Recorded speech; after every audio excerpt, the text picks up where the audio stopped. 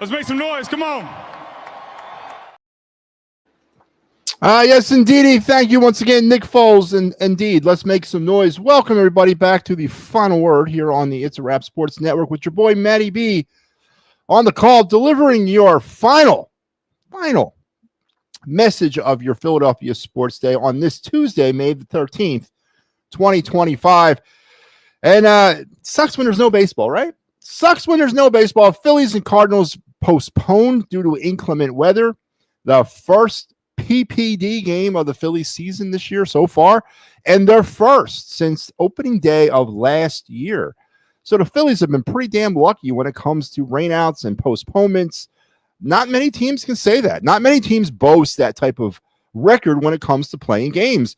And yes, I am spoiled by it. I am 100% spoiled by it. And having a game snatched out of my grasp at the last minute, it wasn't the last minute, but preparing for a game, setting your day around watching baseball, which of course I do. And then to find out that, oh no, I have to pivot. Do I have to spend time with my family? Do I have to spend time with my wife? Say it ain't so. But the Phillies were postponed, but they will make it up tomorrow as part of a day twilight doubleheader. Game one tomorrow between the Phillies and the Cardinals will happen at around 1:05, the originally scheduled time for the Wednesday game. The business person special down there at the bank. Eric Fetty will be opposed by Jesus Lozardo, and game two will be at 6:15, or 6:15. Sonny Gray and Aaron Nola will get the call in game two. And it's also nice that, because we don't really have to, the doubleheader thing hasn't really been in our bag of tricks over the last year or so, or 2 years. I had to go back and remember because I haven't really watched a doubleheader in a while. Like, are they still doing 7 innings? They're not, thank God. So we'll get 2 full 9-inning contests tomorrow, as the Phillies will have a doubleheader with the Cardinals to close out the series. And before moving on to the Pittsburgh Pirates on Friday at the bank, Joe Hale, what's up, man? How are you tonight? Adam, day-night doubleheader tomorrow. Yeah. I don't know. Is it day night, Adam? 6 o'clock. It's still light out. It's dinner time, right? It's not nighttime. Call it twilight. I like twilight doubleheader. Day twilight doubleheader. I'm a sucker for protocol. But I get your point. I hate rainouts. Barbara, how you doing? Yes, I hate them too, Barbara. More than anything else in this world. Good evening, Adam, to you as well. I'm glad you're here. And welcome back. Hunter, are you still having the Eagles schedule tomorrow? Or just the Eagles Thursday? Okay, so here's the thing, and I'm glad you brought it up because there's been some shifting around on the programs here on the network, especially, or starting with today. No Fighting's final, so obviously I'm on at 10 instead of around 10:30 or whatever the game where they would play or whatever. But we're also going to have to move some other things around. So tomorrow, now Joe Hale mentions an interesting point, because the weather is still going to be here tomorrow. They're going to play it under gray skies and rain all day, and he doesn't think they're going to get the games in. I hope they do. I can't go 2 days without no baseball. Come on, man. Or actually, it would be 3 days because they have an off day Thursday.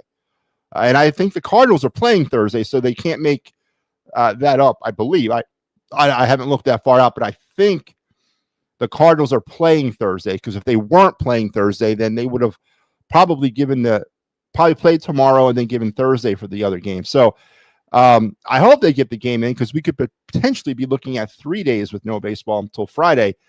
But as far as programming here on the network, tomorrow's Wednesday, right? So tomorrow was me doing the Fighting's final at around 8 o'clock, because even though it was a scheduled 1 o'clock game, I couldn't get back to do the final till about 8 due to professional things I got to do. So I wasn't going to do a final word tomorrow. I wasn't going to do it. Now, because the games are now scheduled for 1 o'clock and 6 o'clock, I am going to be on the Fighting's final at 9 o'clock-ish, wrapping up both games. So I will not be doing a final word tomorrow at all. Thursday was the Kyle Quinn Birds Blast show was coming back. We were going to talk schedule release. We were going to talk free agency and the draft as well. But because I have another thing that popped up last minute for Thursday, we had to scrap that and move that show to Monday at 8 p.m. So Monday will be now when the Birds Blast is back on. But I will be back Thursday night for the final word. And yeah, we'll break the schedule down that night as well. We'll have some fun talking schedule. Another game was released today or leaked today, November 10th, Monday night in Green Bay against the Packers. So we'll have a full breakdown of the schedule on Thursday night on the final word, because we will not be doing the Birds Blast due to scheduling conflicts, not Kyle's, mine. I had to try to scramble at the last minute. And I asked him, I said, can you come on later on Thursday or any other day, potentially like Friday or Saturday? He's going camping. I'm like, you're going camping? I'm like, we're out on Market Street. Can you legally camp now? Because I believe the city has outlawed all that. And he said, no, we're going to be doing it down by the river. And I'm like, what the hell are you talking about? I said, okay, so if you're going to be camping out down by the Delaware River, you better work on your Kensington lean, because you're going to need to do that in order to fit in with the rest of the people down there. And he laughed about that. And he's going to be going upstate, I would imagine somewhere in the Pocono region, to go camping over the weekend. So Kyle will be back on Monday, and we'll do the Birds Blast then. So never fear, the Birds Blast will return. It's just we got to shift it around a little bit. So scheduling right now tentatively here on the network. Tomorrow you got me coming back at you at around 9 o'clock for hopefully recapping two games, a doubleheader.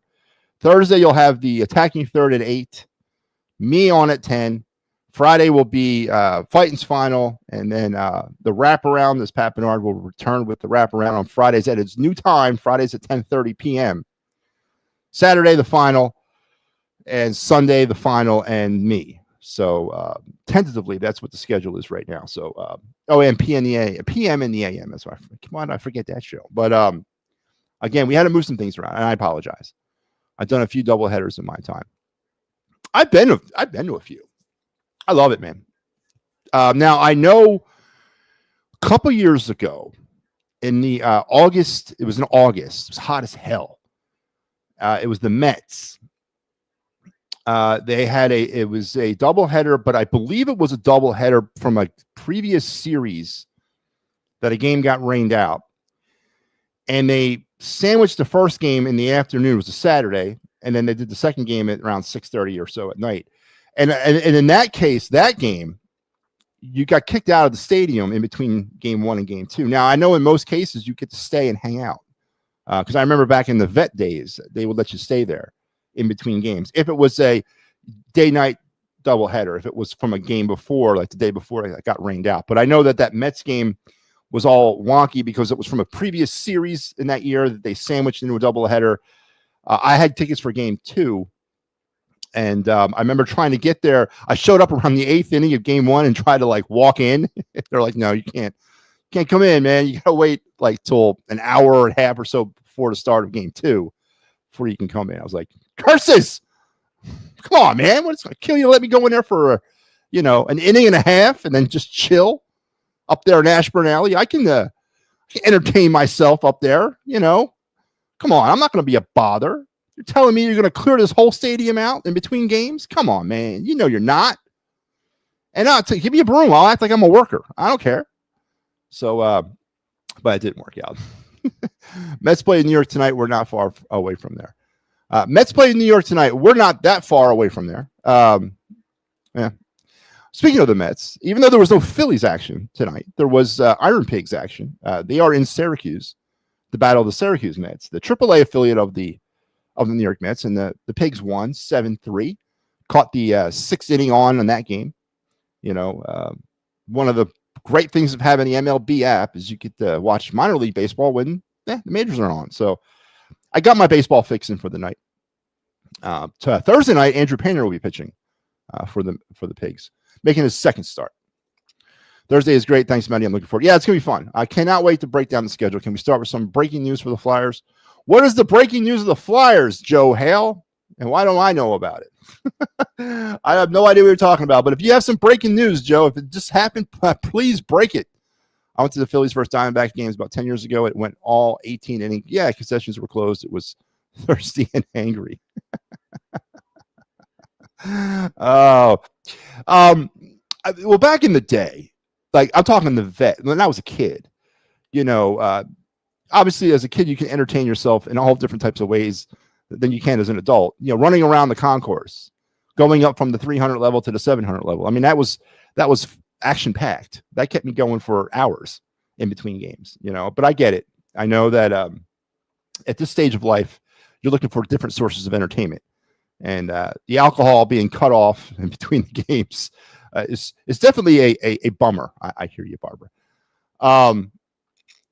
So we'll get into some Phillies talk. We'll continue the conversation from last night. It was a rousing conversation involving Bryce Harper and involving that I think he's now part of the touchable group. If this team has an opportunity to move off of him, I think they should explore it.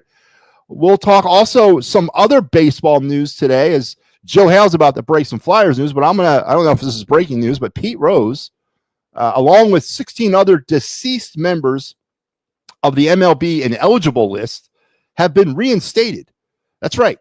Pete Rose and the 8 men out, the 8 members of the 1919 Chicago Black Sox, to include shoeless Joe Jackson and a few other players, have been reinstated today by MLB Baseball in a statement, and I paraphrase the statement by Bob Manfred, that apparently now, and this is a new policy, that if you're banned, if you're on the, I shouldn't say banned, I guess they use more of a political correct term of ineligible.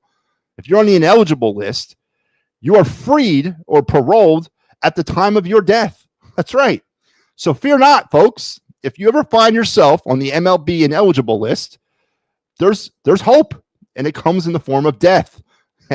So Pete Rose, along with the 8 members of the 1919 Chicago Black Sox and a few other players today, were reinstated by MLB. So we're going to talk about that and the implications, of course, it has. And that's the first thought I know a lot of people went to was, okay, what does this mean about the Hall of Fame?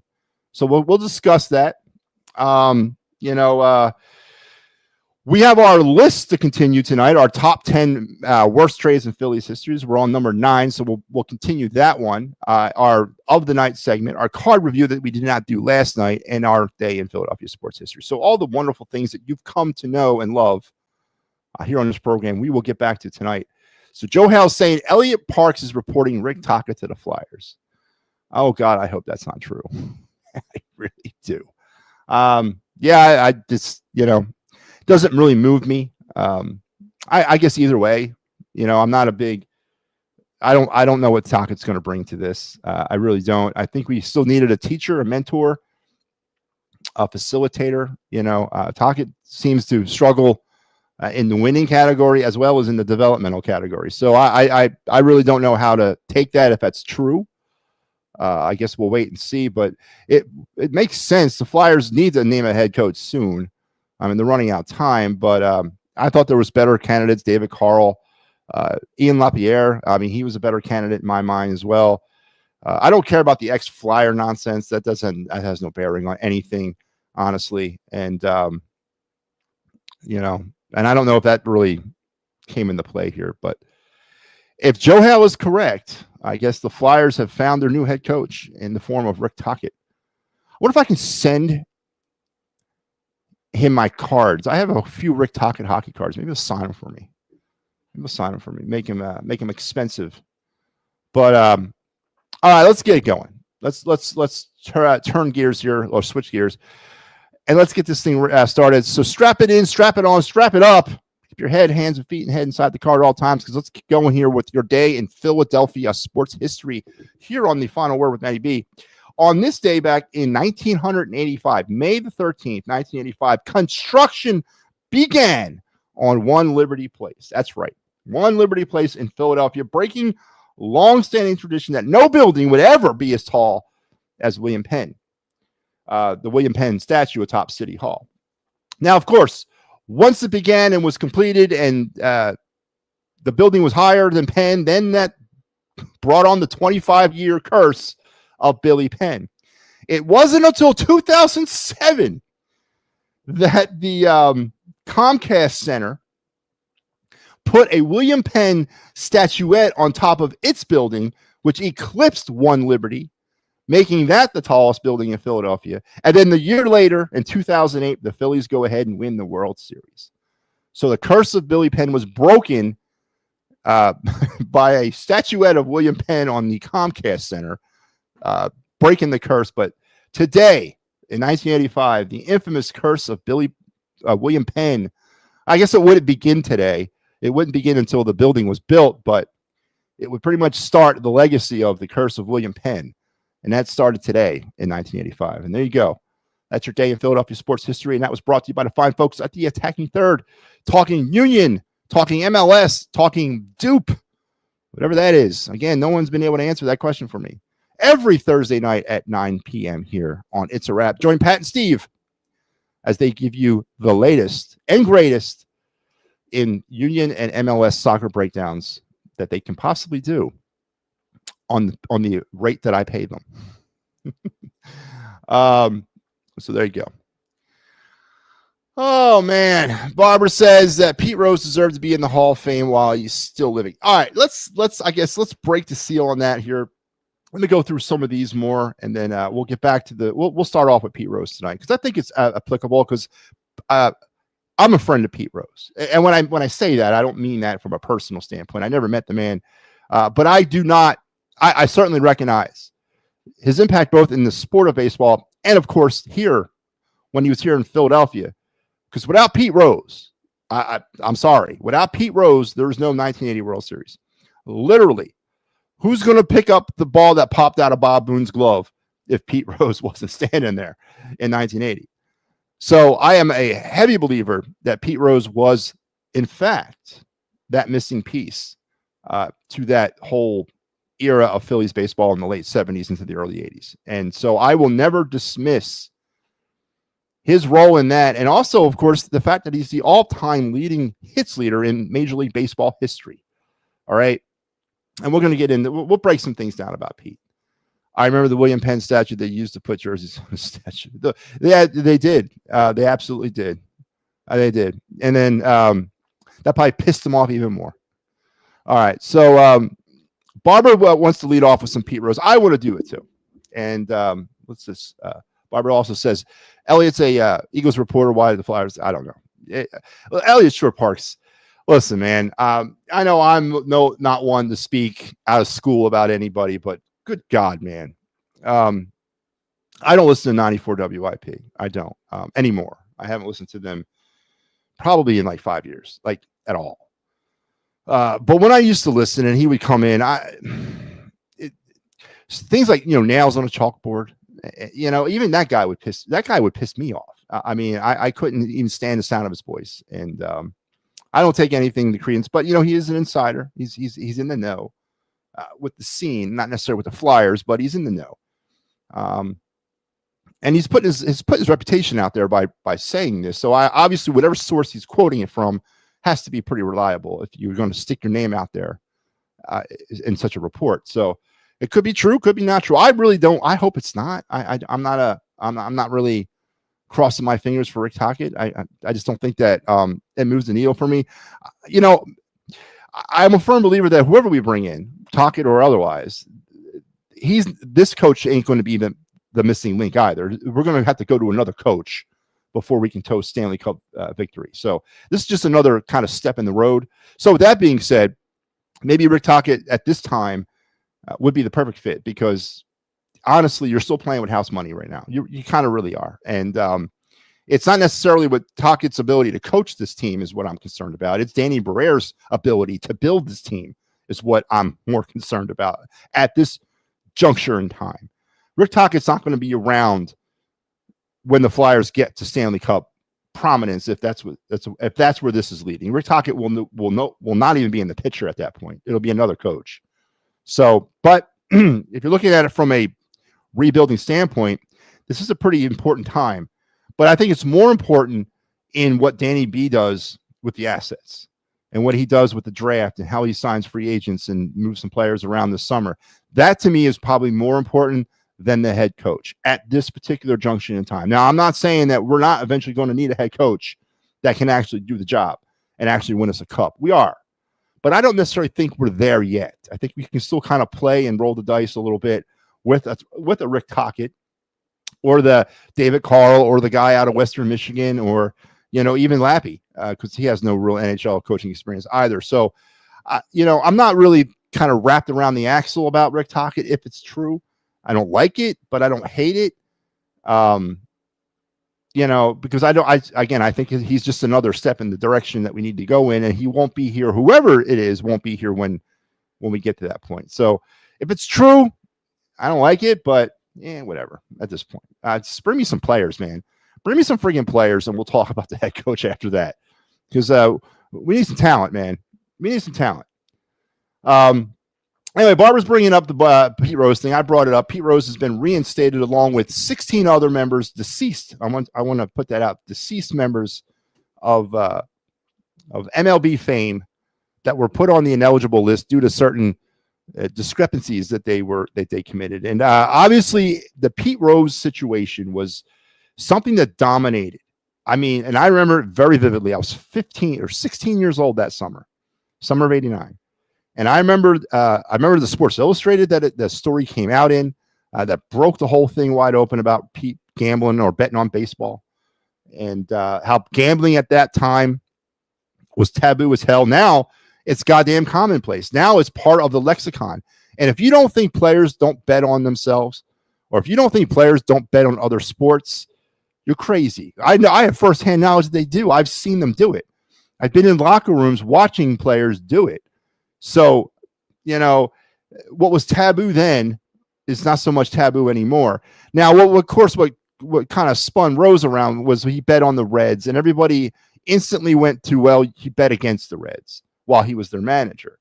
Now, Rose vividly denied that he ever bet on baseball. He said he bet on the other sports. I think it was hockey, basketball, football, and horse racing. I don't think he said hockey, but he said he never betted on baseball, which he retorted later on in his autobiography saying he did bet on baseball. And he, in fact, also bet on the Reds, but he stated that he bet on the Reds to win, never bet against them. That entire season was overshadowed by that story. Every step, every minute, every time you picked up a newspaper, it was the latest on the Pete Rose scandal. Bart Giamatti, who was the new commissioner of baseball, had to deal with that all summer long. Hearings, investigations, courtroom appearances, blah, blah, blah, blah, blah. Right? All that stuff was overshadowed through baseball. And Pete Rose was the lightning rod for all this. So finally it all came to a head in August of '89 when Rose voluntarily accepted his status as being banned for life from Major League Baseball. But he said in response to that, or in exchange for him accepting a voluntary ban, he doesn't have to admit anything about betting on baseball. Giamatti accepted it, and it was done. Rose was gone. A month later, Giamatti dies of a heart attack. And then it's the whole, well, then how's he ever going to get reinstated? Then the saga began of Pete Rose's ineligibility from baseball. Now, there's been other off-the-field stuff, allegations, statutory rape, civil suits against him, which he countered with a defamation of character civil suit, saying that, he didn't do it, but then he admitted that he did do it. But it's just, there was a girl, allegedly, that he had relationships with in the 70s when he was in his 30s. She was 14 or 15. He thought she was 16. And at the time in Ohio, that was the age of consent. So, listen, I'm not sitting here trying to defend Pete Rose's honor here. I'm more concerned about what he meant to the sport of baseball and the ramifications of him not being part of getting his honor in that aspect. Now, the Hall of Fame has been the biggest thing. He's still not in the Hall of Fame.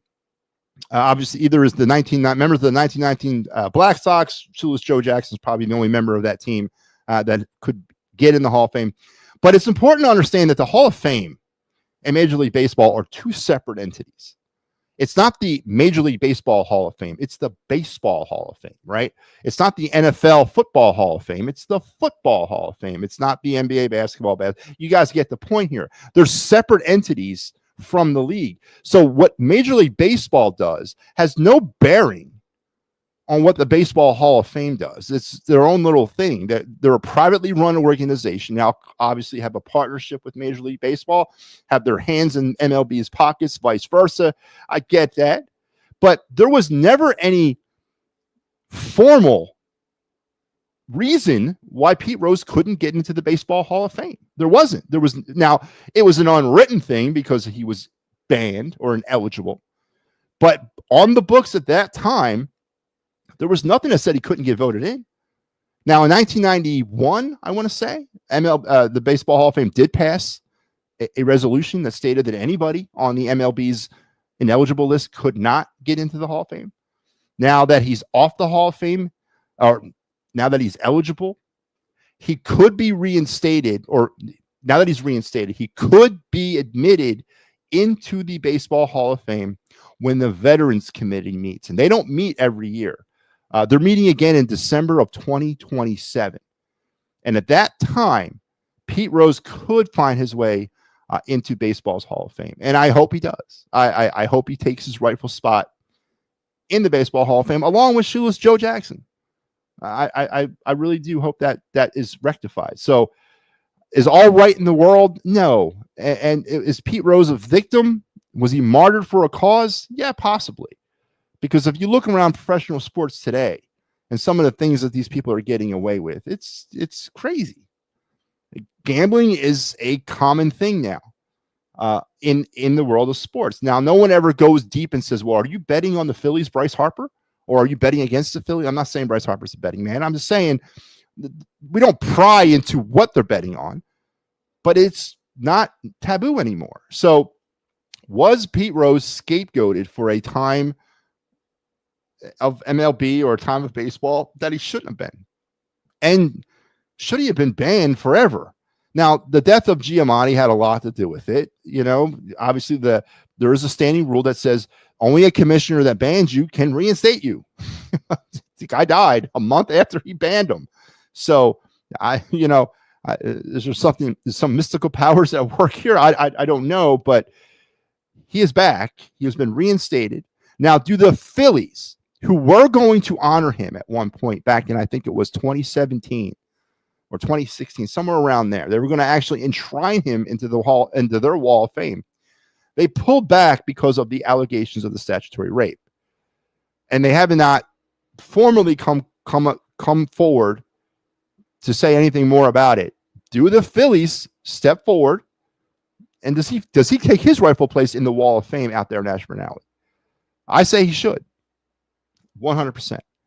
So Pete Rose is back, man. He's back. He said he never bet against the Reds. Yes. In his autobiography, he admitted on betting on baseball, and he admitted betting on the Reds, but he said he never bet against the Reds. So, I mean, does that help the case? So I'm sure there's players out there betting on their own teams that they play for.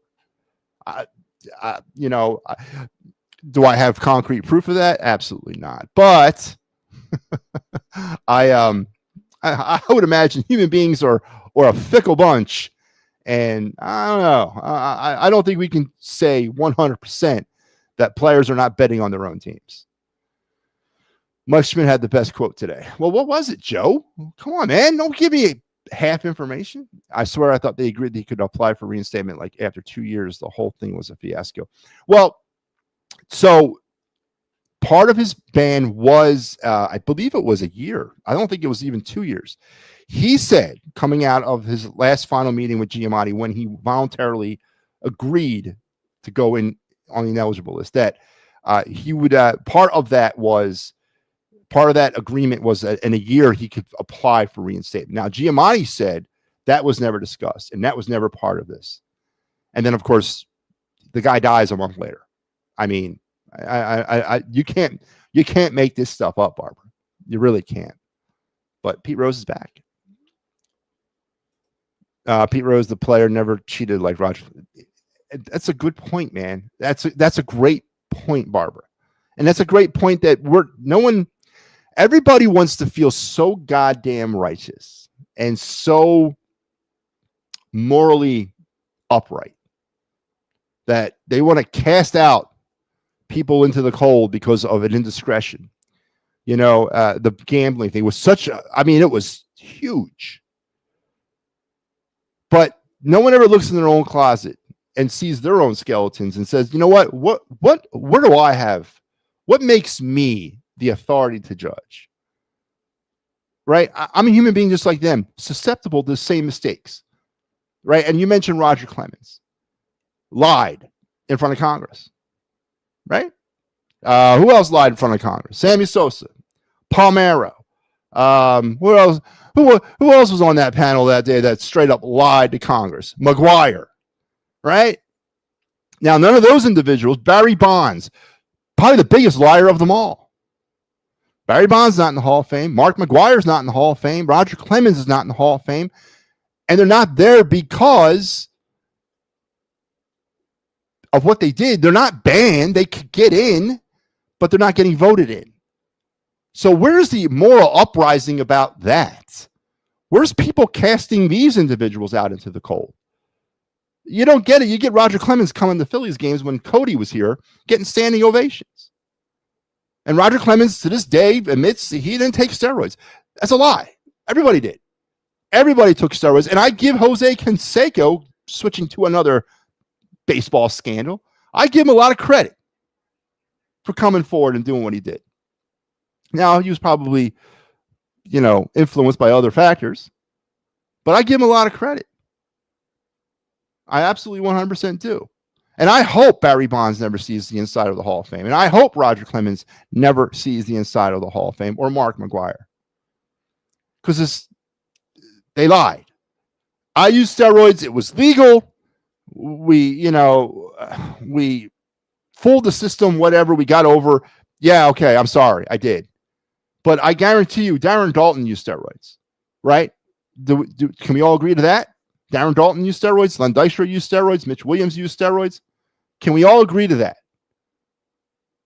Now, I don't know if John Kruk used them. Doesn't look like he did. But everybody in that era used it. So if you made a mistake and you did something you weren't supposed to do, we'll admit to it like a man. And, Pete Rose fell on a sword. Now, whether or not Pete Rose bet against the Reds, obviously no one will ever know that. No concrete proof has ever been brought to light. But he did his time. He served what? 99, 09, 19. He served over 30 years of a ban. And the only way he was reinstated because he died. So I don't know, man. I'm just not one to judge, man. I've never been one to judge another person by what they do. They make mistakes. People make mistakes all the time. I don't think that outweighs what he did for the game of baseball. I really don't. And I'm glad he's back. And I hope to God that the Hall of Fame rectifies this as soon as they possibly can. And that maybe in the summer of 2028, he gets a spot in Cooperstown. And I'll be there. I will 100% be there to watch him get enshrined. It'll be a great day for not only baseball, but for the Phillies, for the Cincinnati Reds, and for morally upright people everywhere. So I cannot wait. It's about time, he said, let's get him. What? It's about time, he said, let's get him in. Yes, it is. And again, in 1995, when Schmidt and Ashburn went in, I was there at Cooperstown. It was about 175 degrees that day. I was part of that sea of red that you see if you go on YouTube. You can't actually physically see me in the crowd, but I'm there. And the fact that Mike Schmidt stood up there in a time when talking about him was not acceptable. But he did not pull any punches when it came to Pete Rose. And the influence that Pete Rose had on Mike Schmidt. And that's another thing we haven't talked about. Pete Rose unlocked Mike Schmidt. Pete Rose unhinged Mike Schmidt to be the player that he ended up finishing out his career as.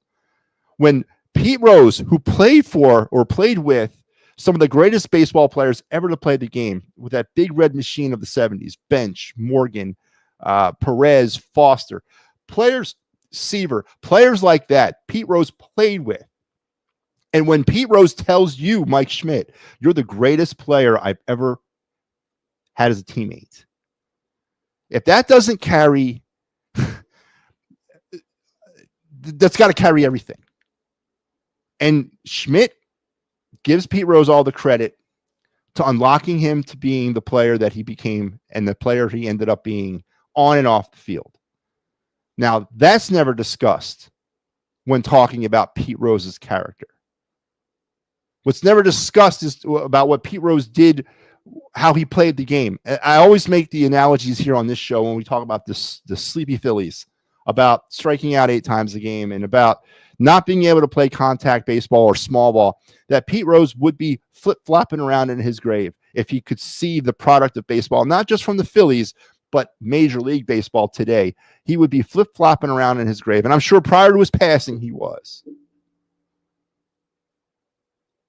I would love to have a Pete Rose as a manager of this baseball team. That's what we need. We need a guy like that managing the team. If for those of you that never had the opportunity or privilege to watch him play, it's all over YouTube. You can go back and watch games from the Phillies. God, you could just enter a random date and time. June 8th, 1981. Boop, the game will pop up. And you can watch it.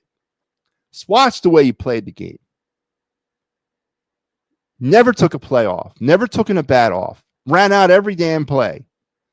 Went 110% every friggin' step of the way. That's the type of player that my generation, kids that were kind of grew up in the 1980s, those are the types of players we emulated.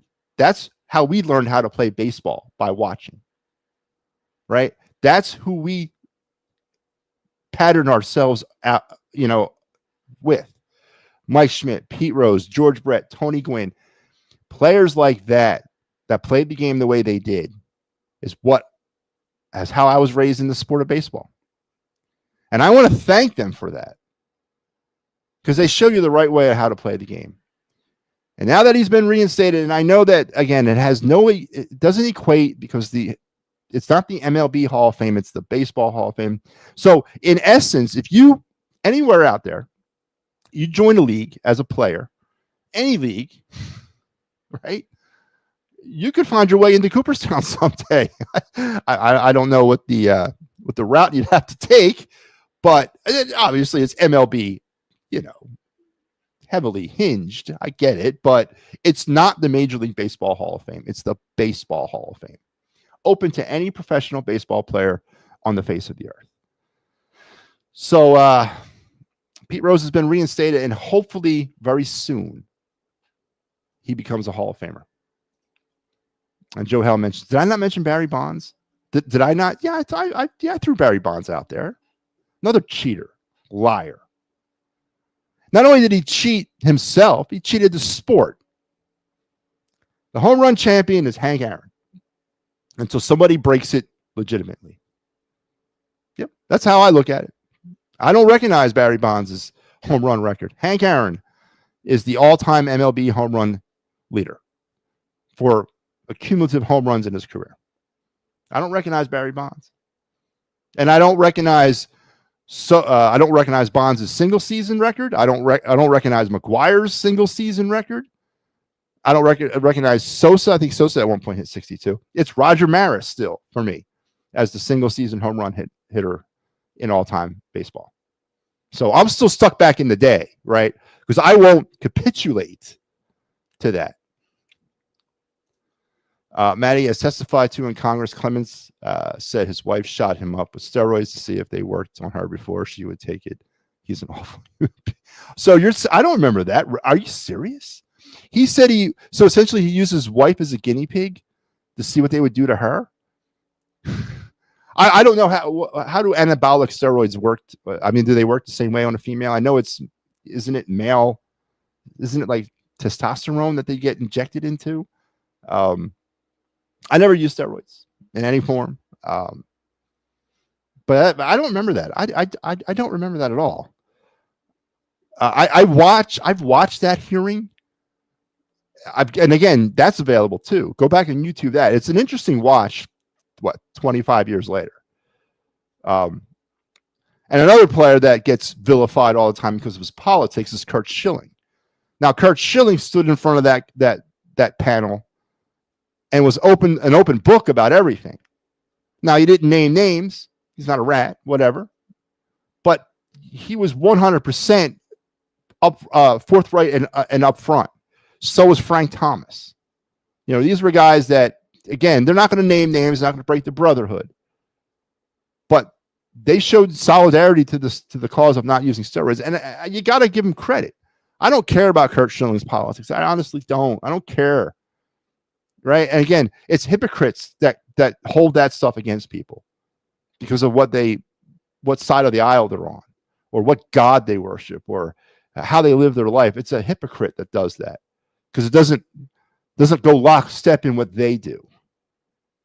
It's boggled my mind why people are what way they are. His own wife was a monster. I agree. I 100% agree. I didn't know that, Barbara. You dropped some knowledge on me today.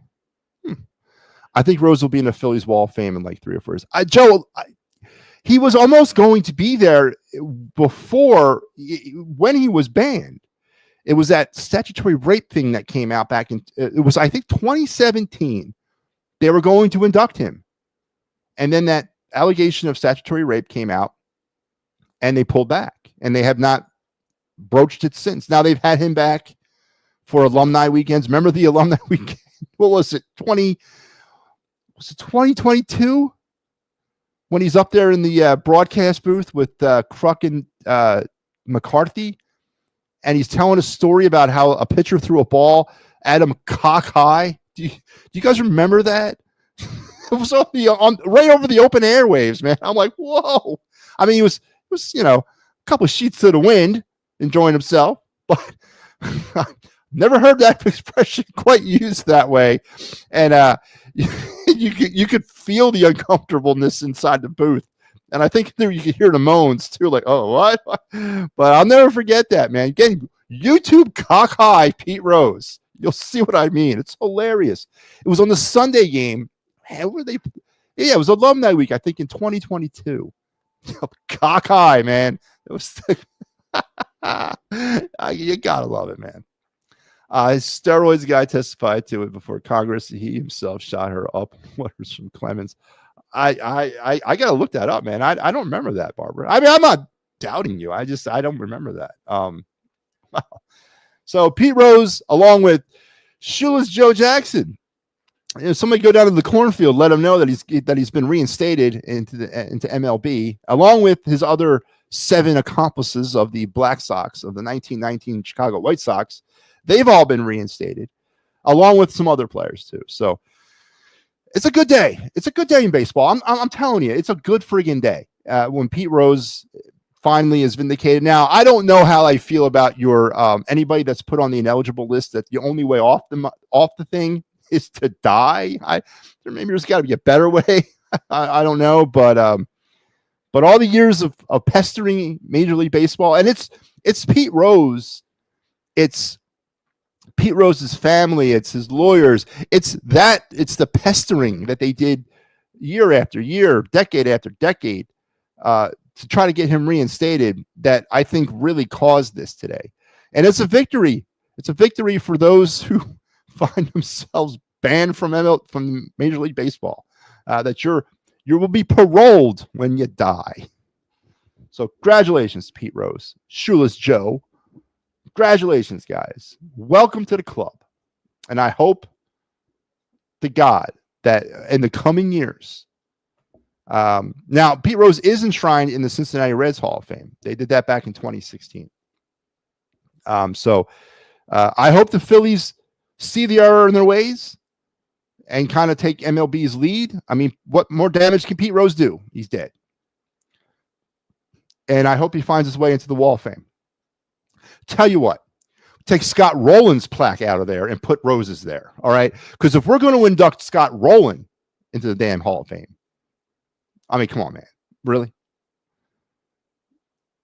And then I hope ultimately one day soon, a day that it could come as soon as summer of 2028, that Pete Rose finds his way into Cooperstown. And I will be there. I'm making that claim right now. We will do a live show from the plaque room at the Baseball Hall of Fame Museum, down there all the way at the end of the block at Cooperstown on Enshrinement Day. I'll do it in front of Mike Schmidt's plaque. If you guys ever been to Cooperstown, so if you, I believe as you're walking through the second floor, there's a life-size, it's the suit. It's the Philly Fanatic suit. It scared the hell out of me the first time I saw it because I didn't see it until I kind of turned a corner, and I was like, ah, and it's like right there. It's big as life, man. It's the actual, it's one of the, it might be the first suit that they used, but the Fanatic's there. Of course, Schmidt's there. Harry Callis is in the Ford C. Frick wing of the museum. All the MLB World Series rings are on display.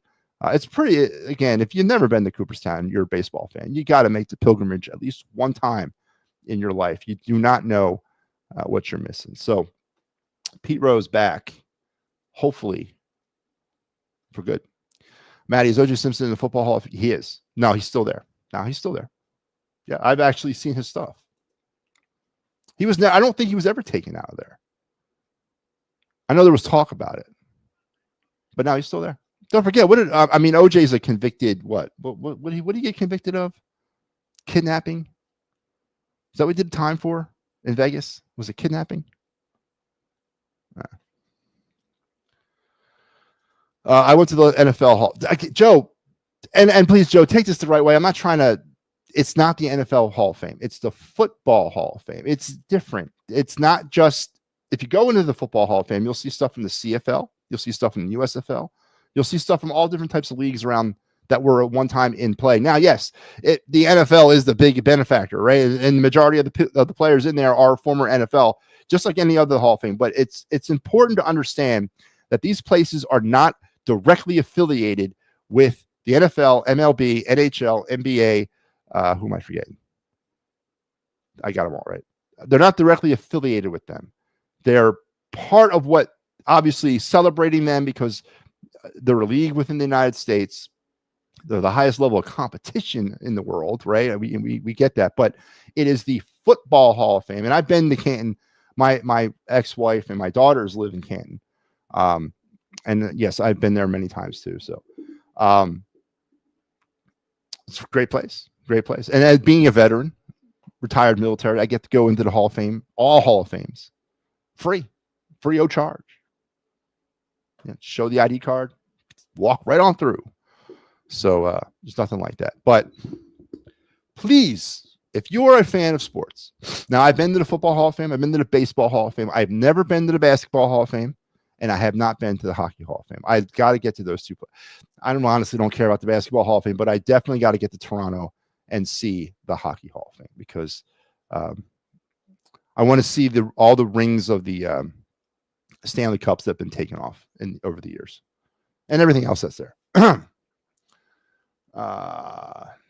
Yep, because Warren Moon did get in the Hall of Fame mostly because, exactly, 100%. And so it celebrates football greatness. It celebrates baseball greatness. It celebrates hockey, basketball. It celebrates not specifically MLB, NHL, NBA.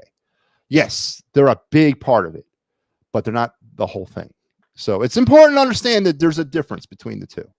It's not the NFL Football Hall of Fame. It's the Football Hall of Fame. So, you know, again, I'm a slave to protocol. And also, being an umpire, if I don't eventually make it to Major League Baseball one day, and I end up in some other league, maybe I find my way into the Baseball Hall of Fame that way. You know, I have a chance. There's an umpire wing in Cooperstown. There is. And there's umpires in the Hall of Fame. So I am also a member of the Amateur Baseball Hall of Fame. I am a member of that. I was inducted in 2023 because of my contributions to youth baseball as an umpire. So I do have that going for me. And I have a ring. They gave me a ring. So I have that going for me. But Obviously, I mean, I'm, spitballing here. I'll never. The only way I'll see the inside of the Hall of Fame is when I go as a guest. But yeah, good day. It's a good day. It's a very good day. So Pete Rose has been reinstated, and I hope to hell he finds his way to Cooperstown sometime very soon. And I hope to hell he finds his way to Ashburn Alley sometime very soon too. So is it true with Andrew Painter throwing 70 pitches to start coming? No, listen, I saw that. I've heard 60 pitches. Now, I also heard, Joe, that his first start in Lehigh Valley was supposed to be 50 pitches. They pulled him after 35. I think it's manager discretion. I think there's a cap on how many they'll let him throw. I don't know that exact number, but it's also up to the manager, obviously, what's happening on the field. I don't think it's going to be 70. I don't think that we're there yet. I would imagine 55 or 60 perhaps would be the most that you'll see. Now, Thursday night, for those of you who want to take the 4-hour ride to Syracuse, I can get you in the games for free.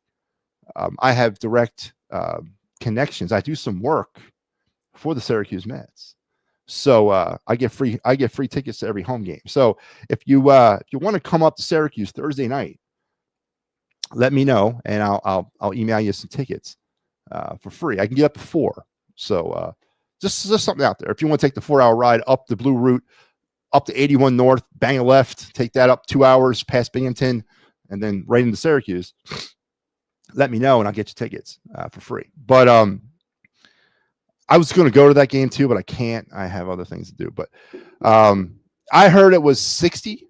I don't think it's going to be 60 or 70. I think it's going to be around 50, 55. And I think it's about 4 innings maybe. I think it's more of an innings cap than a pitch count cap right now with him. And as I've said before on this show, I'm in no hurry to see Andrew Painter right now because starting pitching is not the problem with the Phillies, in my opinion. We don't need to shore up the starting pitching.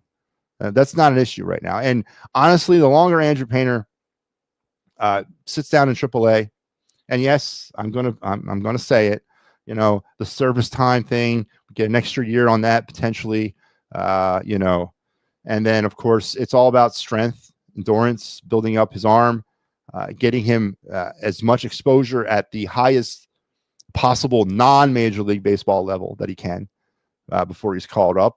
But I think there's bigger fish to fry with Andrew Painter, and I don't necessarily see that in 2025. I don't. I think that the Phillies are on a mission, allegedly. I say allegedly because I'm starting to really doubt it, to win a World Series. And I don't know how Andrew Painter would fit into that at this point. Where would you work him into the rotation? Do you feel comfortable with Andrew Painter, say, coming up here in late July, getting maybe 5 starts under his belt at the Major League level, and who knows how those 5 starts are going to be. But would you feel comfortable putting Andrew Painter in Game 6 of the NLCS or in Game 5 of the World Series? I mean, I'm being honest. Based on what he's been through over the last year and a half. I mean, I know eventually that's what you're paying him to do, and that's what eventually we'd want to see him do. But is that now when we don't necessarily have to do it? Because I think at the end of this season, I think the words come. I think there's going to be a lot of things that I'm going to say negative about the Phillies come the end of the season, but starting pitching, I don't think will be one of them. So to me, Andrew Painter is a necessity later on. He's almost like a shiny new toy right now, but later on he's going to become a necessity. And that's when I really want him. I don't really know if I want him in 2025.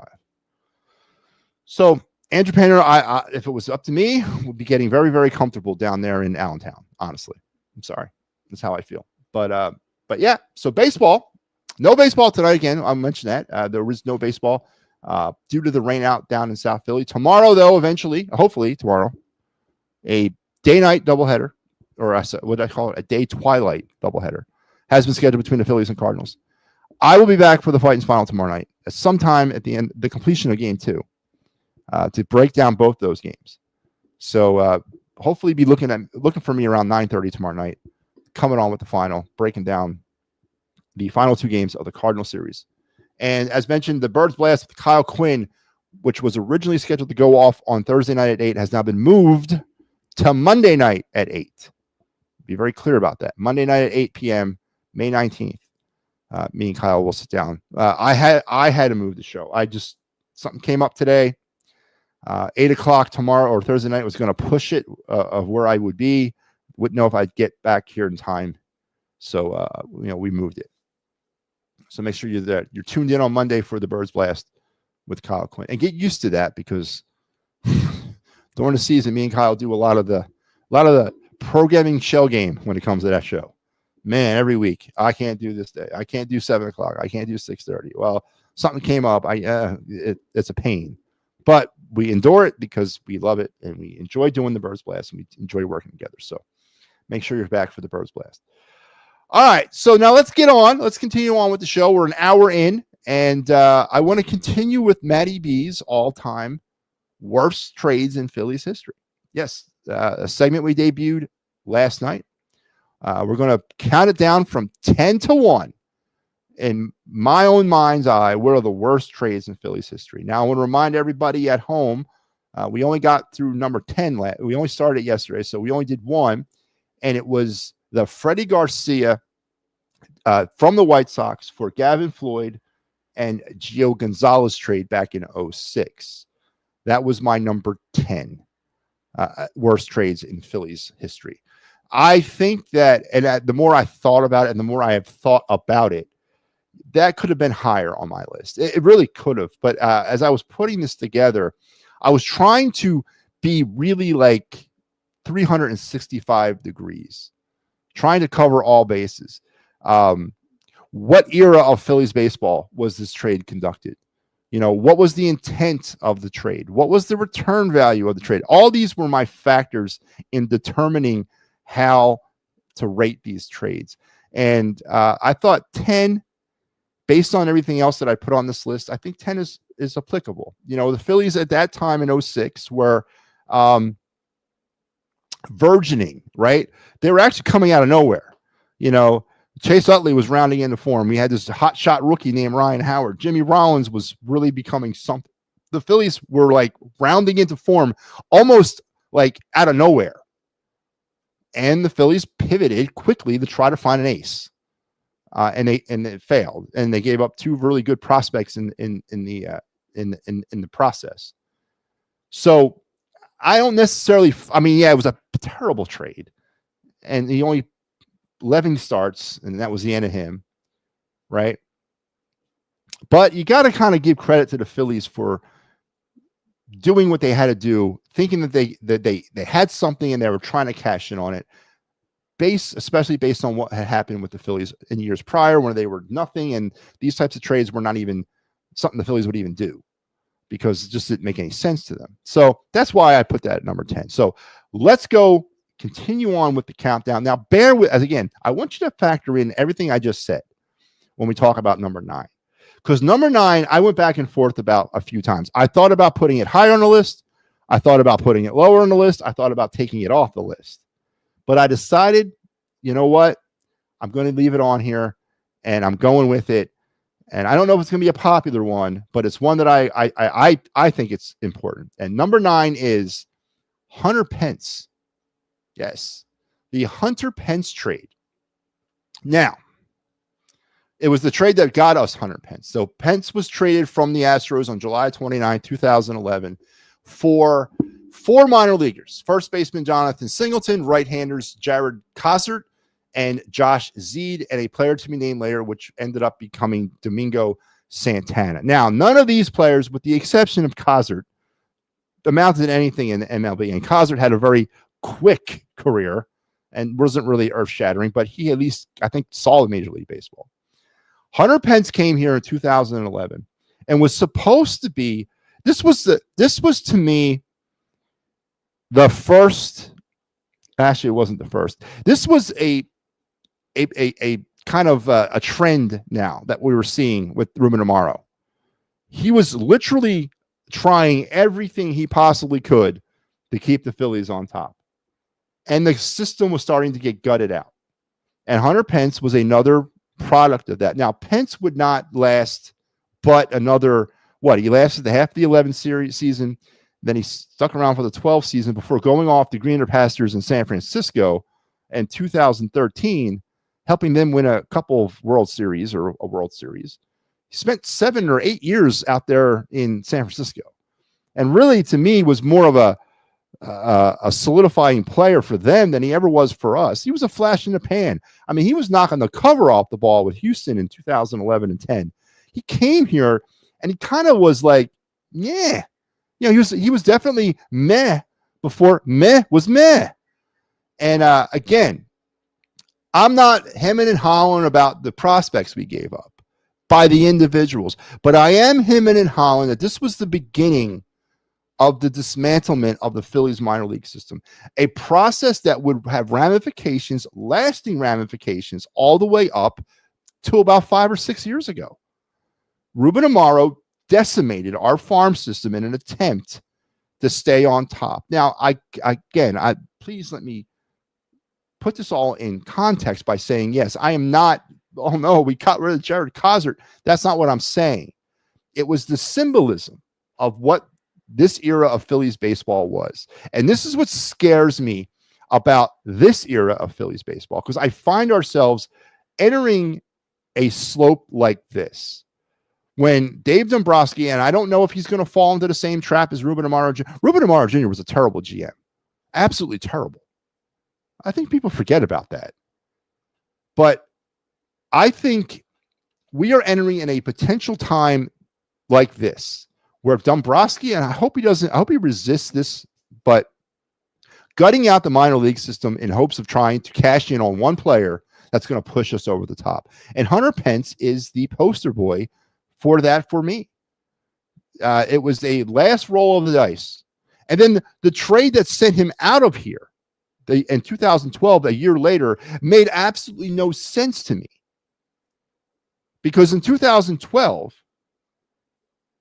at the trade deadline, we were still a team that was competing for at least a wild card. And then we traded him for a bunch of minor leaguers. I think the biggest return in that trade was Tommy Joseph. So the whole Hunter Pence thing, I never understood it. I didn't want him here. I was against bringing him here in 2011. I didn't think it was, I got the flashiness. He was having a great season, 10 and 11. The Astros were coming down. I mean, they were terrible. They were looking to move him, and Ed Wade, being GM over there, had relations with Ruben Amaro Jr. So to me, yes, I think the 9th worst trade in Phillies history is bringing Hunter Pence in here, not necessarily on the value of the player that they got, but for what they gave up. And again, not on the value of what they gave up, but what that meant. Dismantling of the farm system, dismantling of our minor league system in order to try to stay on top. This is a poster boy for what not to do when trying to stay on top. And that's why I think it belongs on my list. And it's my list, and I'm going to stick to it. So Hunter Pence, the Hunter Pence trade in the summer of 2011 is my 9th worst trade in Phillies history. Again, maybe not the most popular one or sexy one, or one that you look at on the surface and say, yeah, that was a horrible trade. Because what we gave up never amounted to anything in Major League Baseball, but it did, because it began a trend, or it was starting to set a trend of dismantling our farm system that literally had ramifications up to about 5 years ago. And that's why it's going. That's why I have it there on my list. Hunter Pence, the 9th worst trade in Phillies history. I have a real old trade that I'm waiting to see if you have it on your list before I say it. Well, I definitely want to hear it.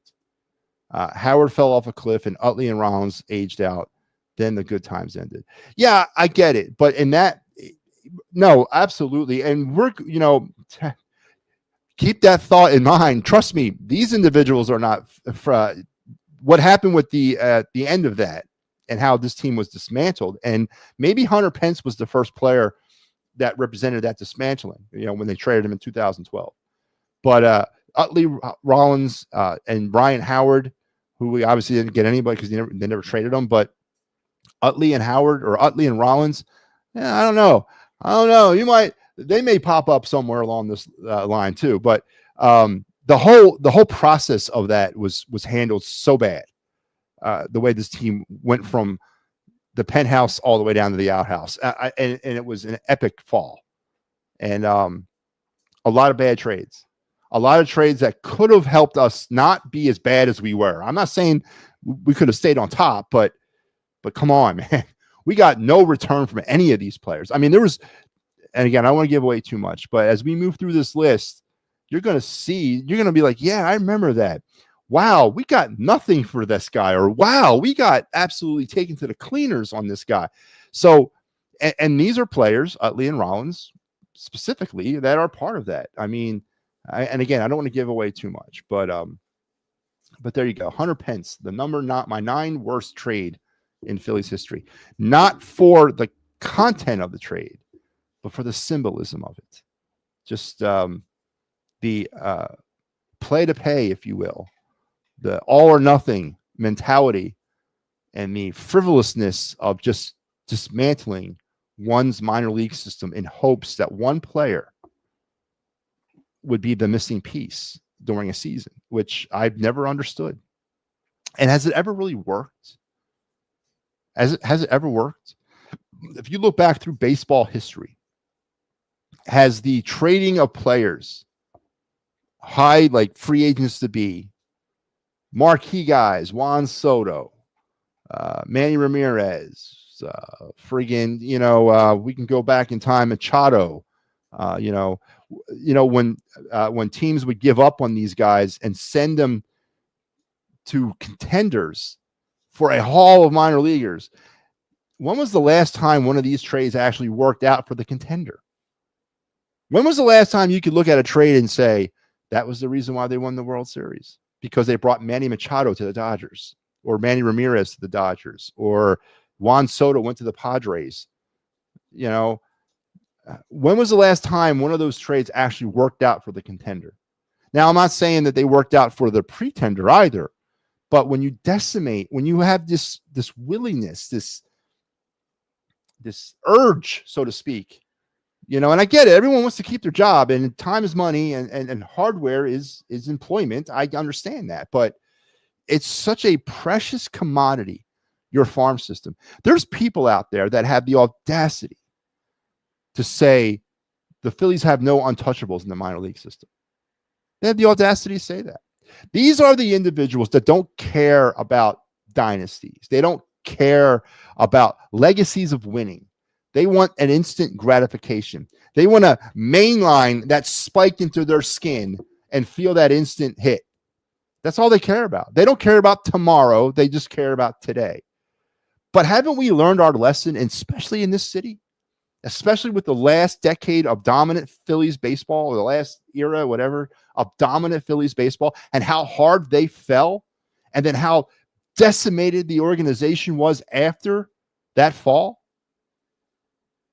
The Cliff Lee trade, right? I mean, yeah, okay, again, the return value wasn't necessarily impactful, but the willingness just to go inside of your minor league system and gut it for instant gratification, I will never understand that. If I was a GM, and maybe my teams, or my team, if I took over a team, it would take 20 years to build a World Series champion.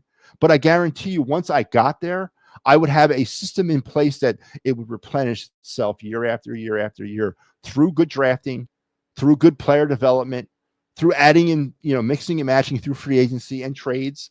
But I would never want to be in a situation where I got to gut the whole thing out in hopes that I can win a World Series and put all my cards on the table for 100 pence. I couldn't. I would feel like I'm not doing my job if I was in a situation like that. I don't know. Yankees traded a pretty good starting pitcher for 1 year or so. 1 year Soto, and did Soto deliver what he was brought there to do? No. Right? And he had a whole season, and it didn't work out. Matter of fact, they were embarrassed in the World Series. So it's more than just that. And now, what are the big names coming into this one? You got Nolan Arenado. He's like the number one. Kyle Schwarber. I'm surprised his name has not shot up to the top of that list. He's got to be on everyone's lips for a potential trade deadline move. And what do the Phillies do there? But there's some of the hot names this trade deadline. And I'm afraid Dave Dombrowski, and I mean this, I'm afraid that Dombrowski is going to leap before he looks. And Aiden Miller is going to be gone. Andrew Painter is going to be gone. Justin Crawford's going to be gone. Right? And we're going to get, Arenado platooning at third base with Alec Boehm. And for what? For what? For a half season. And we've seen it already. Now, Dombrowski might be trying to sort of hide behind his reputation a little bit because it's sort of what he does. But he's already shot holes in the Phillies minor league system a little bit. I'm sorry, I'm going to bring him up. Logan O'Hoppe, man. Terrible trade. And that might be on the list somewhere too. I don't know. All right. Last year's Carlos Estevez trade. Horrible trade. Giving up two very good, very young arms that were in the AA, high A level of development for a rental player. I don't. Now, he might have recomped something back with Moises Chase and with Seth Johnson in the Soto Dominguez trade. Yeah, I'll give you that. But still, we could have gotten Chase and Johnson and still kept Alguerri and the other guy and not even got Estevez because he was gone before he got here. And we didn't use him as a closer. And then Brandon Marsh. God damn. I mean, some people are out there thinking Brandon Marsh is turning his season around. The guy's batting like 140. What do you mean he's turning his season around? And there's people out there, well, though, the homers don't talk about the Brandon Marsh trade anymore because they know they were wrong, right? And I remember back 2 years ago, Logan O'Hoppe's blocked. JT's in the way. Get rid of him. Let's bring in a piece. Okay, all right, maybe we do that. But Brandon Marsh was your guy? It's a terrible trade. And yes, spoiler alert, it's on my list. I'm not going to tell you what number it is, but it's up there. I will never subscribe to gutting one's minor league system out for instant gratification. No, you draft well, you develop well, you mix and match with free agency, do some trades, minor trades here and there to fill in the blanks, but you build from within and you win from within because that's how dynasties are made. And that's how consistent winning is done. The Yankees caught lightning in the bottle with buying champions back in the 90s, but it has not worked really since then. And I'll never agree to it. So with the doubleheader tomorrow, who do the Phillies call up? Who do the Phillies call up with a doubleheader? Why would they have to call up anybody? What are you talking about? So with the doubleheader tomorrow, who do the Phillies call up? I don't know. Somebody get hurt? Phillies are stuck with Turner and his guaranteed $300 million contract with no trade clause for 11 years, like 41, 42 years old, a bad contract. I know, Mike, I know there's things out there. And yes, I can't sit here and talk out one side of my mouth about Bryce Harper and not speak out the other side of my mouth about Trey Turner. I can't do that. You're right. They're bad contracts, but I have to say, at least for me personally, I was on the Trey Turner train all the way, and I still am.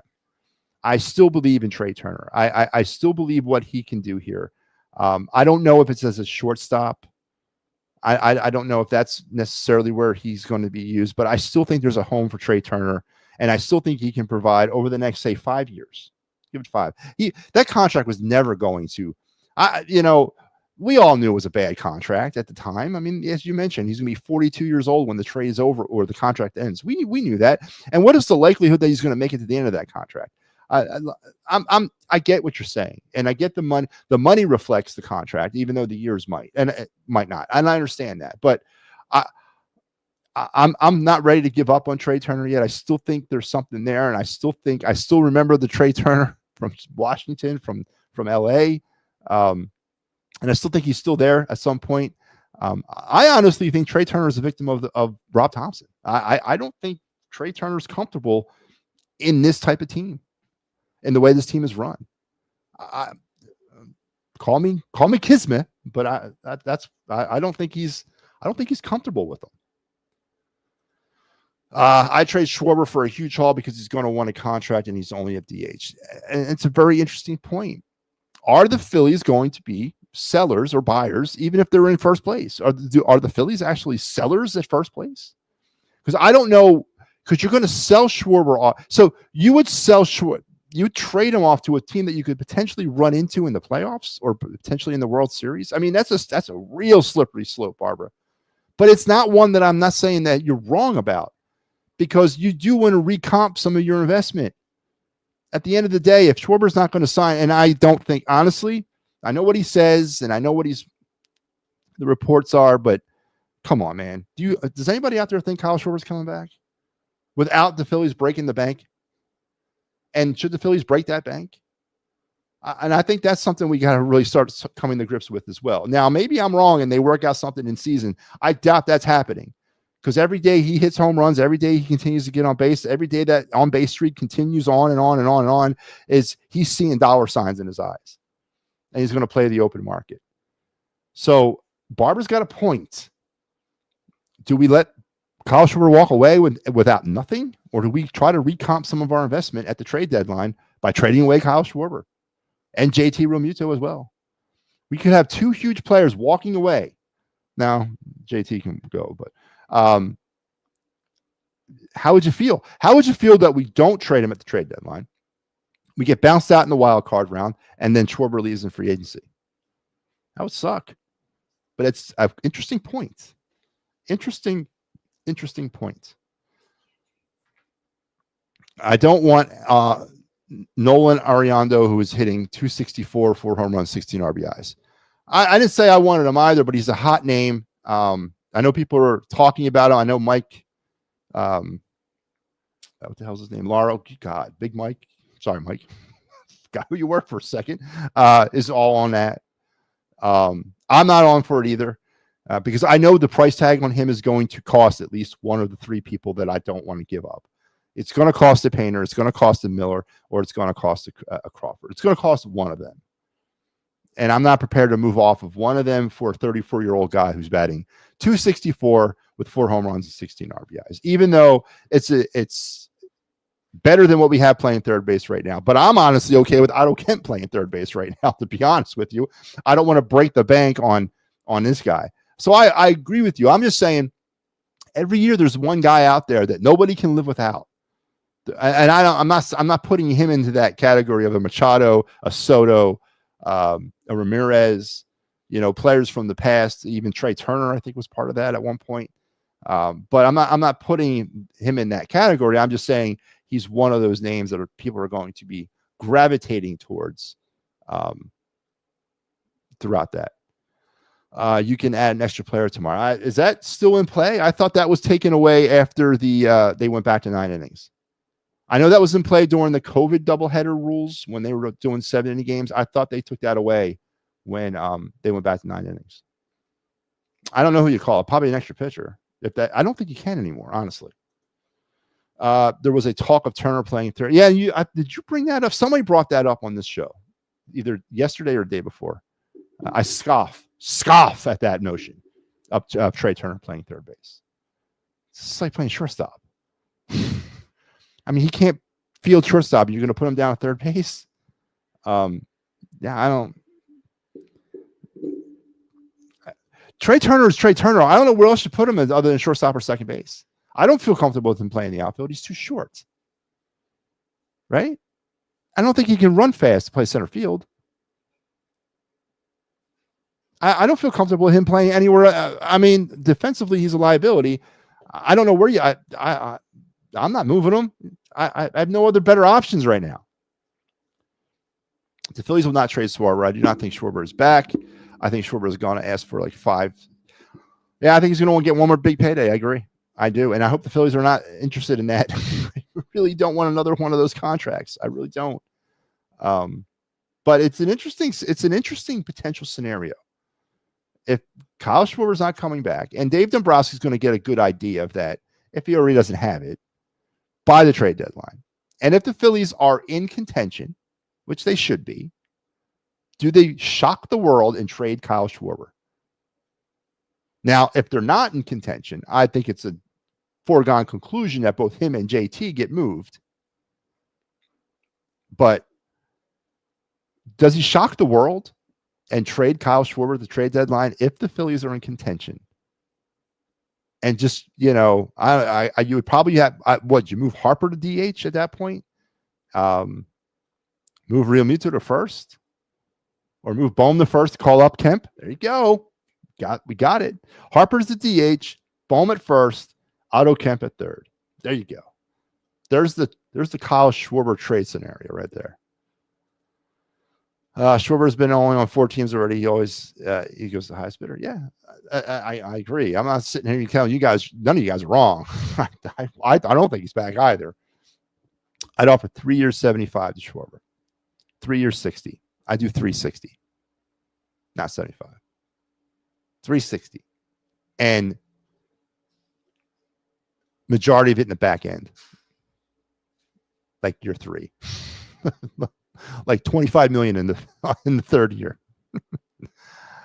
They're not going to get him 375. You know that, Michael. Someone's going to outbid him. Schwarber's still got about 5 good years left in him. I just looked it up. You're allowed to carry an extra player or doubleheader still. I don't know. He's probably a pitcher. I don't know what they bring up. That's something I'll keep an eye on. Good job, Joe. I honestly thought they stopped doing that after they did away with the 7 innings. Sign Pete Alonso in the offseason with Harper, DH, Alonso first, Kemp third. Yeah, that's the scenario. And obviously, if Schwarber does leave, whether it be this year or next year, you would have to think that the next up for DH is Harper, right? I mean, is that wrong to say? That's got to be it, right? Harper would be the next DH. And then that would leave a hole at first base. So, yeah, they'd have to try to fill that hole. So Schwarber leaving, regardless if it's this year or next year, has a domino effect on the lineup. Because you got to fill in the DH. Unless they move Castellanos to DH. And put Raconis up there in right field. Or in left field. Right field. I don't know. But it does have lasting repercussions. With Racone in left and Crawford center, Castellanos in right. Yeah. Kemp at third, Miller at short, Painter as a ace. Liking it, man. We will get a comp pick when Kyle leaves. Yeah. Yep. But that comp pick will be it's separate, like at the end of the first round, the compensation round. It's like after the first round of the draft. But I'm not saying it's a bad pick. Obviously, with the compensation, it's good. And we'll hopefully get compensation when JT leaves. And hopefully get compensation when Nick Castellanos leaves. And that's coming. I mean, the dominoes are starting to fall with that, too. 2 players this year, Castellanos next year. Who else is a free agent next year? Suarez is a free agent. Is Suarez a free agent this year or next year? This year. So you got 3 this year, right? Suarez, Schwarber, and JT. Next year, you got Real Muto. So, I don't know. These kids coming up will inject dog and heart into the veterans left, hopefully. I do hope that happens. But is it going to happen, though? Are we going to see these young kids get put up in the way that we think it's going to happen? Do the Phillies actually have the balls to do that, to bring up 3 young players in the middle of a pennant race? And say, here you go. I said it before the season began that one, if not all 3 of those players that we've been talking about and potentially more would have an impact on this season in some way. I wasn't married to one of the players. I didn't say specifically who it was, but I have a feeling that one of the prospects will have an impact in some shape or form on this season before it's all said and done with. But do the Phillies actually have the stones to call 3 of them up? Could you actually see that happening? Because 3 come up, who's going down? Because someone's going away. And obviously, you're looking at Marsh. You're looking at Bohm.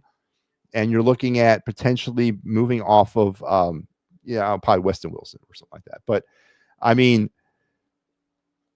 I don't know if you do that in terms of the chemistry issues. Now we can sit here and update all along and say, well, what chemistry? The Phillies are lifeless. They need an infusion, as you mentioned, of the dog. I get that. But did the Phillies have the stones to actually call 3 prospects up and throw them in the middle of a pennant race? I'm not saying it's the wrong thing to do. And again, it would make for great TV, but it'd be interesting to see if they do it.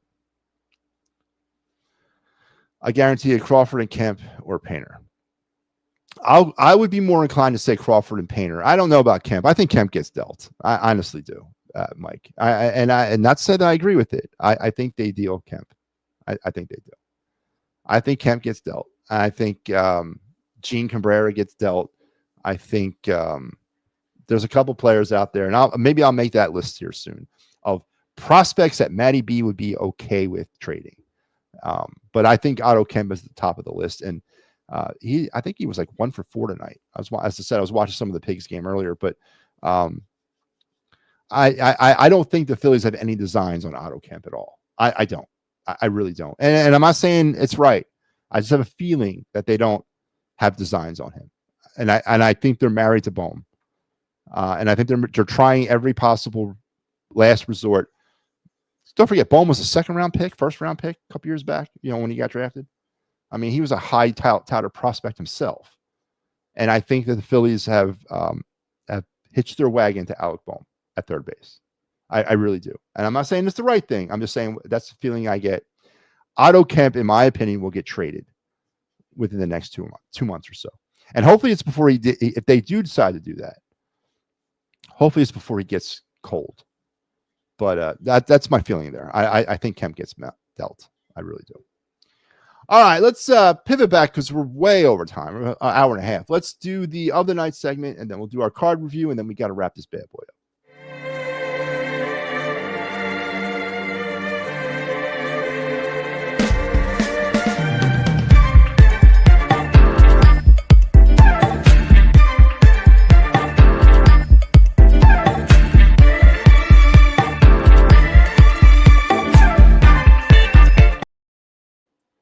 Yep, the other night segment is back. We didn't do it last night. We got away from it. Almost got away from it again tonight, but we're gonna get it in. I'm gonna pivot to it because I'm running out of time. 2 of the major facets of the other night segment are draft previews, and the MLB draft and the NHL draft are bearing down on us, and we have not even gotten through all the prospects yet. So I gotta focus on that. I gotta get through this because how would it be if we go into a draft, they draft a player, and I didn't talk about him? I couldn't live with myself. So tonight we're going back into the NHL draft. Of course, Flyers picking 6th overall. We've already mentioned on this program in nauseam who are the players that I believe that they should take and who might be available there. This player, again, a project player, lower first round, potentially even not deep, but like 10 picks or so into the second round could be this guy. But someone to keep an eye out if the Flyers, who have 7 draft picks in the first 2 rounds, are into drafting all those 7 draft picks. And tonight's NHL prospect is LJ Mooney, the centerman from the United States National Developmental Team that resides in the United States Hockey League. 5'6", 150 pounds. Yes, built like a 13-year-old boy. Yep, I get you, folks. He's a project. He's a University of Minnesota commit. So he is not going to be a day 1, day 2, day 365, day 750. He's not in the spectrum of contributing to an NHL hockey team anytime in the near future. But now at 5'6" and 150 pounds, he would get absolutely murdered on NHL ice. I'm not immune to that idea.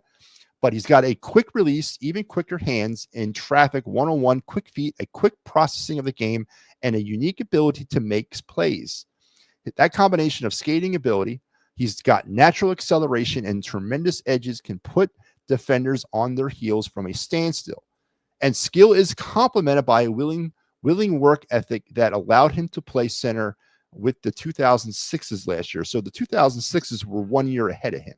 So that would have been the draft class that produced the likes of Macklin Celebrini and players like Hudson, the kid who's going to probably win the Calder Cup or the Calder Trophy. So LG Mooney is a project, and he is by no means As I mentioned, he's built like a 13-year-old boy. I'm not, as I said, I'm not putting him in an orange and black jersey anytime soon. He's a player that's going to have to sit, marinate, and go through puberty. I get that. I'm 100% aware of that. But the attributes of a centerman, and we drafted Jet Lachenko on similar attributes: speed, acceleration, nose for the game, hockey IQ, quick release, and quick hands. These are all things that you look for in centerman. Now, I don't look for 5'6" and 150 pounds. I get you there. That's why he's a project that will probably fall more, I'd say top part of the second round. But if he's there at any of the picks the Flyers have, why not? For a team that's devoid in centerman, why not go for a guy like this? Again, he's a commit to the University of Minnesota. So you're looking at 3 years potentially of him playing in the NCAA, where he will grow and develop into a player and be around Division I competition in a perennial program like the U of M. That's always in competition for the national championship. It's a pro program, folks. So a project, a non-day one contributor, but someone that might be available when the Flyers pick one of their many picks. This season so far for Mr. Mooney, spent time with the U.S. national U18 team, which is the under 18 team. He's been on the United States National Developmental Junior team, which of course is the USHL team, the USA under 18 team. He's played in,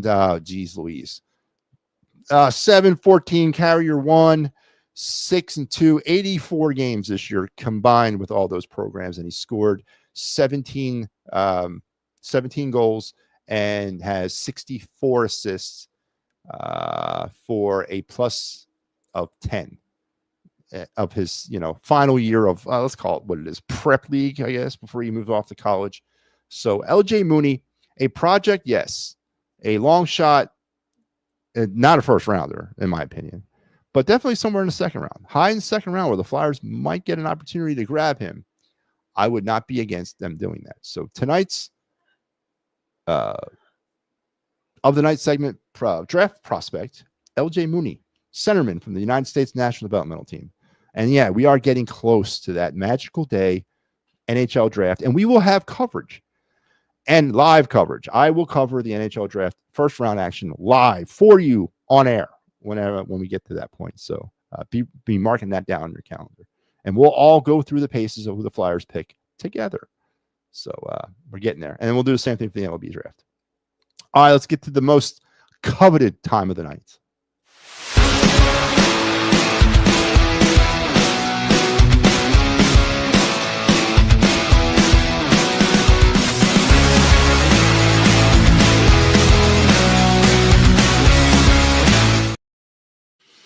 That's right, MattyB's card review. Man, I missed doing that last night. I can never not.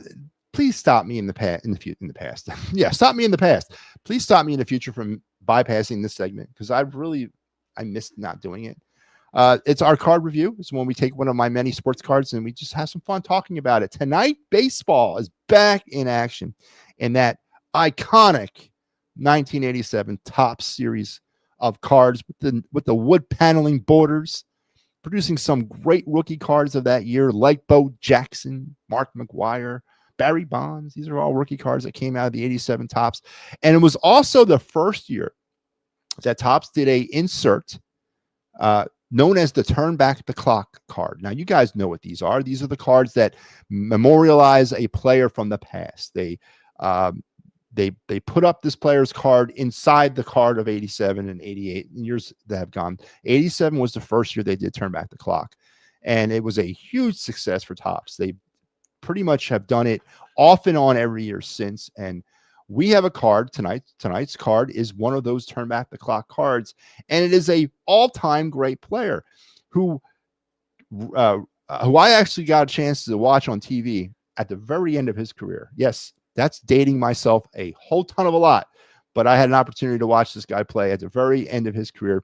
And now I've had the privilege of watching his grandson play today, which really is dating the hell out of me. But tonight's card is the 87 turn back the clock Carl Yastrzemski card from 1967.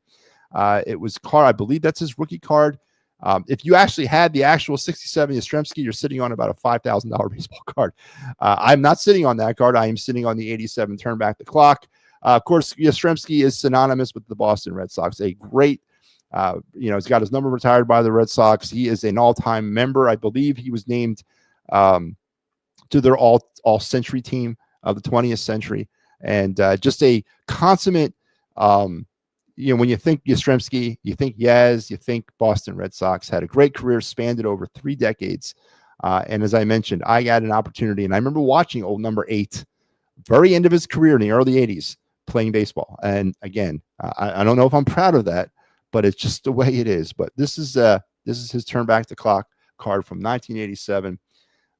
Worthless, completely worthless on any database. I have not been able to find the card. And listen, I've seen people trying to sell this card for $300. They're not going to get that. $250. I saw somebody trying to sell it for. You're not going to get that for a 1987 card. It's not a Yastrzemski card. It's the Turn Back the Clock card. And there's a whole bunch of them out there from 87 and 88. Some of the more popular ones. Reggie Jackson's a popular one from 87. Again, there's a whole Ernie Banks has got one in 87. And we can go throughout the years, and we will hit a lot of these Turn Back the Clock cards on this segment of this show. So tonight's card review is the 1987 Topps Turn Back the Clock Carl Yastrzemski in the iconic 87 set with the wood paneling borders. It doesn't get any better than the 87 Topps. Best year of wax cards ever was the 87 Topps. And there you have it. Tonight's card review is the Yastrzemski Turn Back the Clock card. And here it is in its physical form. I got a pretty clean version of this, and it's very unique and very rare that you find a card from 87 Topps that's cut correctly, because the majority of them were not, and they're out there. And apparently I have most of them, because good God, I got some bad cut cards from 87. But this card's in pretty good shape. Again, very good centering. It's not perfect.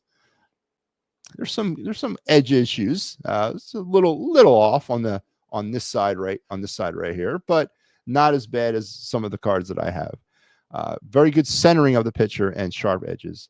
Again, I could probably get about $2 for this card. And if anybody wants this card, let me know. I'll give it to you for $2. But there it is. The 87 Turn Back the Clock Carl Yastrzemski. And if you actually had this card from 67, this Yastrzemski card, you're sitting on about a $300 card. So there you have it. Matty B's card review, the 87 Yastrzemski Turn Back the Clock card. All right, thank you, Michael, and have a great night. I will see you tomorrow for the Fighting's Final. Bohm has a higher batting average than Harper. Now that's bad. Don't get me all wrapped up. Come on, Barbara. It's the end of the night. Let's end the night on a positive note. But yeah, you're right. Hearted used to mean something else too. LOL. Yes, it did. All right. It most certainly did. Thank you, everybody. Thank you, everybody, for your contributions tonight. I will see you guys tomorrow or for the Fighting's Final. A good show. We reviewed some great things. Pete Rose in the headlines, back in baseball, back reinstated. Well, he's not back in baseball. He's been reinstated. So that means he's in good standing again for MLB. Now it's up to the Phillies and it's up to the Baseball Hall of Fame to do their part into fully recognizing that and bringing him home to where he belongs. Also, along with Pete Rose, 16 other players have been reinstated because of their passing. Shoeless Joe Jackson, a notable one, and the rest of the 1919 starting Chicago Black Sox have all been reinstated into baseball, or back into MLB. So a good day, as the baseball or MLB has a policy change now that all players that were on the banned list or the ineligible list are automatically reinstated upon their death. And that came into play today. And of course, it affected Pete Rose. It affected Shoeless Joe and a bunch of other people. So welcome back to the fray, everybody. We had no Phillies game tonight. We had a rain out, but we'll have a doubleheader to talk about tomorrow. Talked about all the scheduling issues or scheduling changes here on the network, and we'll start. We'll get into those as we move. I'm sorry about Barbara. I missed this one. Verdugo was winning games for the Braves. He was a cheap pickup. I wanted him. I wanted Verdugo. I called it.